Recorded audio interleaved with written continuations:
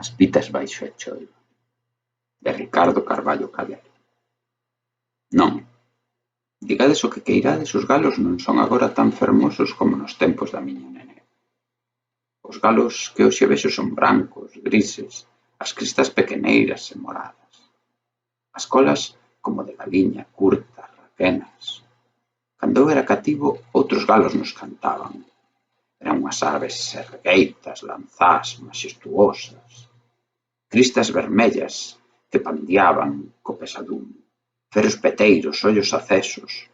Colo tornasolado de lene e funxe plumaxe. Potentes azas, esporas douradas e a cola un chafariz de lumes e de sombras, con aquelas longas plumas, corvas como caxatos, como vagos de pegureiros, de bispos orientais. Algo de militar, de real, de pontifical había naqueles galos. Capitáns de Flandes, príncipes idumeos, arquimandritas siríacos, feitos todos de lóstregos, de veludos, de arquivoltas, de arcos da vella, de solpores, de roibéns. Así era o galo máis antigo que lembro. Se vivira agora, tería 35 anos de idade, quizás. Reinaba no curro daquela casa onde pasábamos o verán. Meu pai viña os sábados. Era novo e nos bicaba con ledicia. Merendábamos tostadas de pan con manteiga e azucre. Tiñamos unha cabuxa tan agarimosa e tenra que saía connosco e ía tras de nós como un cadeliño polas corredoiras cando andábamos a cazar líos. Moito quería eu os animais. No curro pasaba unha grande parte do meu tempo ollando para as galiñas. Vías escaravellar na terra en procura de vermes e miñocas.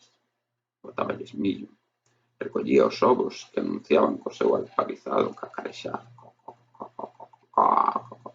Cada ave tiña un nome posto por min, e eran tan estreitas as relacións entre min e elas que cheguei a coidar que nos comunicábamos co pensamento.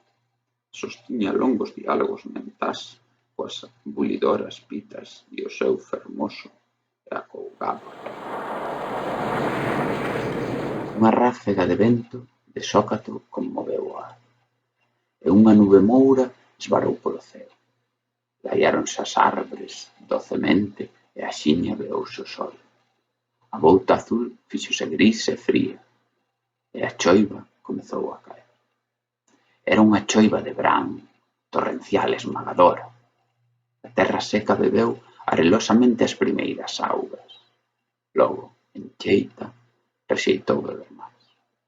Pozas e miúdos regueiros xurdiron entre a lama. Alampou un lóstrego, como se un carro de patacas emborcara a súa carga, a rolar polo teito do ceo. O trono se escoitou. Non había poleiro acaroado ao curro. Recollíanse as pitas pola noite dentro da casa, nun rocho axeitado. Aquela serán, detrás de unha fiestra, eu ollaba chover. De súpeto vin as pitas, mal poucadas, coas colas baixas, a chola fundida, arrechegadas ao muro nos recantos, esmaecidas, murchas, tristeiras. A auga escorregaba por riba delas, teimosa, cruelmente. Non o puiden aturar. Baixei como un lóstrego e abrindes a porta da casa. Mas as galiñas non se moveron. Chameinas en van. Churras, churras, churras, churras, churras, churras, churras. Saín ao curro, atafegado, para adurar a grea a teito. Mais cando chegaba a cabo de unha ave, esta fuxía e alongábase máis cada vez. Así, mollado eu, mesmo ata non poder máis, puxenme a berrar e a chorar como moito desconsolo. Na casa foi notada a miña maniobra. Meu pai ordeou dende a fiestra a miña retirada. Mais como ia deixar que a auga apodrecera os osos dos pobres animais? Cicabes os catarros, as palmonías, o reuma non existen para as galiñas. Meu pai dicía que as súas plumas eran impermeables, pero isto eu non o podía crer. Seguín correndo detrás das pitas como un tolo. Entón a miña avoa saíu con un paraugas e pretendeu recoller. Eu non a vía nin a oía, sempre a chorar e a correr tras das cativas aves. Axiña estiveron no curro a miña nai, as criadas, o meu pai, a miña tía, todos os paraugas da casa. Corría eu tras as pitas, corrían os paraugas detrás miña, ata que cambiou a táctica da perseguizón. Convencidos de que non regresaría a casa se as galiñas ficaban fóra, os mores, escindidos en patrullas, adicáronse a cazar as aves. Pouco a pouco, mentres a choiva apoubigaba os paraugas, as galiñas foron caíndo nas mans das persoas e foron sendo postas ao abrigo. Moito nos dou que facer o galo. Por fin, a miña avoa atinxiuno pola cola, mais ao se tirar alí, esvarou e caíu.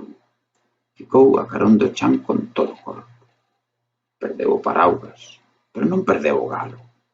Só entón, xa ceibes da choiva, os animaliños, acollín mateito eu e todos os que interviran na cazada.